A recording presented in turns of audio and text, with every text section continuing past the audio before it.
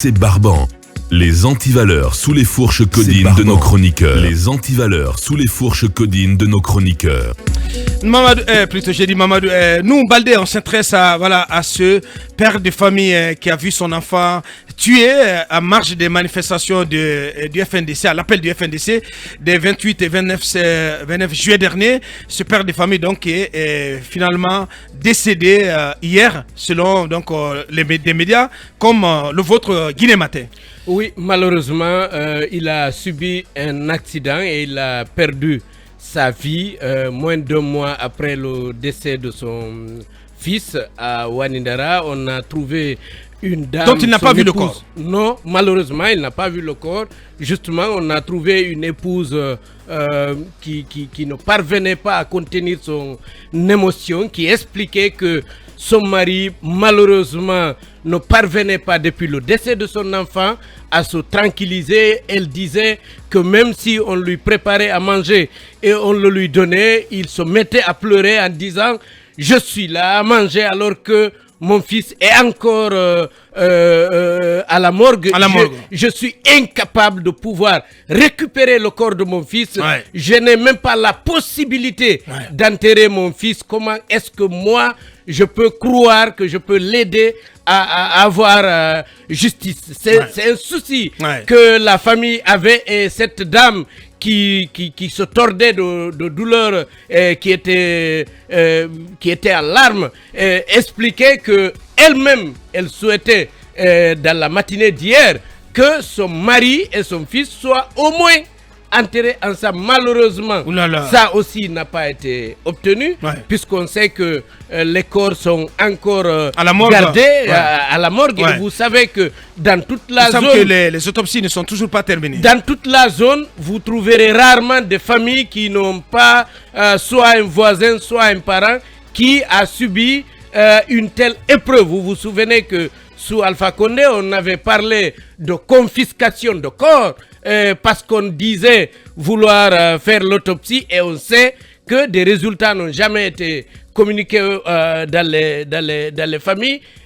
Justice n'a jamais été rendue. C'est ce qui s'est passé hier donc à Wanindara. Les gens disent que le monsieur était sur une moto, mais voilà qu'il était pratiquement perturbé depuis la mort de son enfant, parce qu'il considère que c'est lui-même qui pilotait la moto ou pas? Oui, c'est ça qu'on dit. Et le problème, c'est que on considère que le fils a été injustement tué par des dirigeants, parce que c'est ce qui est dans la tête des membres de la famille, c'est qu'on l'a tué, et ceux qui l'ont tué confisquent le corps, refusent qu'on accepte de rendre le corps à la famille.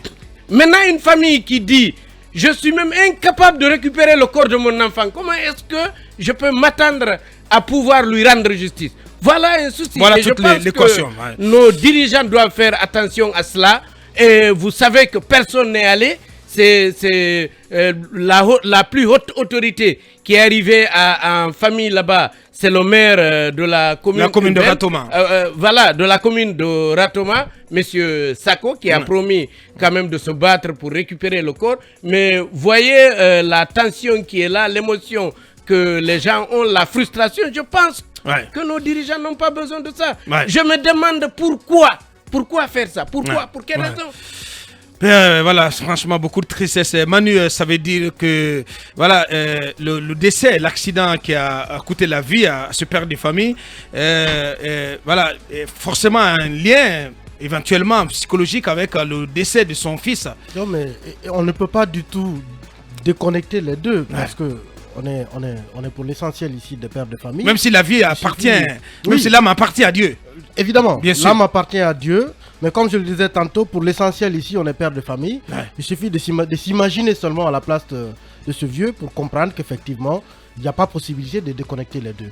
Mais moi, je vois surtout ici un grand échec du parquet, un grand échec de la chaîne judiciaire. Ça fait près d'un mois que ce jeune a été fauché. Et jusqu'à aujourd'hui, on n'a pas terminé l'autopsie. Il y a quand même des moments où Charles Wright a fait des autopsies en 4-5 jours.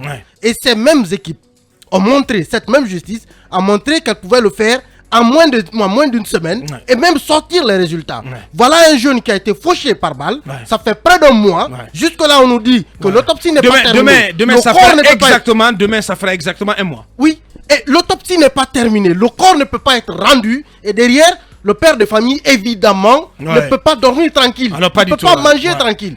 Il est décédé, vous voyez aussi, cette mère, cette femme qui se lamente, qui aurait souhaité au moins inhumer les deux à la fois. Ensemble. Mais c'est encore impossible. Le père est parti sans avoir vu le corps de son fils. Je crois que c'est un échec du système. C'est vraiment triste. C'est un grand échec. Il faut qu'on se remette en cause. Comme je l'ai dit, on a réussi à nous montrer ici qu'en moins d'une semaine, on pouvait faire une autopsie et nous donner des résultats. Quand Charles Wright finalement rien n'a changé. Il vient de nous prouver que la justice est capable de quelque chose. Mais là, elle est retournée dans les anciennes habitudes. Et je suis désolé, mais même sur Alpha Condé, on n'a pas vu ça. Donc, ça veut dire que voilà, ceux qui ont promis de ne pas reproduire Traoré, Big Traoré, ceux qui ont promis de ne pas reproduire les erreurs du passé sont en train de faire, seraient en train de faire pire aujourd'hui. Ah oui, absolument. C'est ce que l'on voit. C'est vraiment dommage parce que de toute façon, la personne qui a tué ce jeune homme aura sur sa conscience maintenant deux cas. Deux cas de mort. Il faut reconnaître que son papa, comme il vient de le dire, ne pouvait pas être tranquille. Et qui sait encore, on ne va pas jouer les oiseaux de mauvais augure, mais sa maman que j'ai vue hier, qui vient de perdre deux êtres chers. Et tout ça, je ne sais pas comment elle va s'en sortir. Elle-même, elle est vraiment dans un état qui n'est pas agréable, voilà, qui n'est pas souhaitable. Et je crois qu'il faut qu'on fasse un peu plus d'efforts pour sortir un peu de ce cas de figure. Monument, un mot là-dessus. Oui, c'est vraiment émouvant quand j'ai appris la nouvelle, sans lire les articles. Je me suis dit que ça doit avoir un lien avec le décès. Je ne pourrais pas parler de son fils. Et de surcroît, j'ai lu là-dedans qu'il n'a pas été possible pour lui de récupérer, d'enterrer son fils. Et nous savons ce que cela représente. Nous qui sommes de confession musulmane, parce que quand il a décès... Même chrétienne, c'est la même chose. Non, chez nous, quand il a décès, le même jour, on voudrait que la personne soit enterrée. Donc, alors... que ça prenne autant de temps, ça c'est vraiment c'est triste. Il y a des impératifs qui sont difficiles à expliquer, qui sont évoqués par les autorités, s'agissant bien évidemment de l'autopsie, mais pourvu que cette peine-là que les parents ont prise en patience puisse produire un résultat. Ce résultat, c'est quoi? C'est aboutir à un procès et que les auteurs soient démasqués. Alors, pire qu'avant, il faut relativiser parce qu'on a pu arrêter pendant les premiers jours des manifestations, donc dans les premières tueries, donc des gens nous ont été présentés comme étant des présumés auteurs de cette tuerie. Et ça, c'est important, et surtout le fait même de parler d'autopsie, le fait d'ouvrir des informations et permettre, voir les autorités aller dans les familles. Dans les temps, on avait dénoncé ça. Donc le manque d'empathie des autorités vis-à-vis des victimes, des parents des victimes des différentes manifestations. Ça, peut-être que ça peut... J'en veux pour preuve que nulle part dans le compte rendu du Conseil des ministres, du dernier Conseil des ministres, le gouvernement n'a fait mention en tout cas, de compassion à l'égard des victimes, des familles des victimes de la dernière manifestation. Oui, mais il paraît que le ministère se serait déplacé, avait rencontré les parents. A reçu la famille de Alpha Omar Bari. Donc a reçu, s'est déplacé. L'autorité de toutes les façons s'est montrée préoccupée. Mais pas toutes les victimes, il te dit Alpha Omar Bari. Voilà, non, je dis bien qu'il faut aller au-delà. Et ce qui est important, c'est la finalité. C'est nous montrer des gens qui sont les identifier les mais malgré tout ce qu'on a dit sous Alpha Condé, les dernières années d'Alpha Condé, quand même, s'il y avait des victimes, on envoyait des ministres. Les gens venaient. Délégation. Oui, il est arrivé plusieurs fois que les Tarang et d'autres... Je n'ai pas entendu ça de vous au temps d'Alpha Condé. C'est maintenant que j'apprends qu'au temps d'Alpha Condé, les ministres partaient. Et sinon, je vous ai toujours entendu dire qu'ils ne sont pas empathiques, ils ne sont pas ceci, ils ne sont pas cela, ils n'ont pas de compassion pour les morts. Et ça, je l'ai toujours entendu. Oui, oui. Et là, il y a longtemps, vous savez, n'enchaînez pas. Vous faites des réponses, permettez-moi de... Je vous explique, Monument. La barre a piégé. Non, pas du tout, je vous explique. Quand Alpha Condé gouvernait, je comparais la gouvernance d'Alpha Condé à celle de Lansana Conté, qui était humainement au-dessus d'Alpha Condé. Vous comprenez? Et aujourd'hui, on a la possibilité de comparer la gouvernance de Mamadi. Dans les familles, on a autant de Conté. Vous devez même vous cacher. C'est-à-dire que si vous avez un parent qui est décédé dans une manifestation, vous ne devez pas vous déclarer. Vous êtes obligé de vous cacher parce que si on le sait, vous aussi vous partez en prison. Attendez, accepte que nous changeons de langage.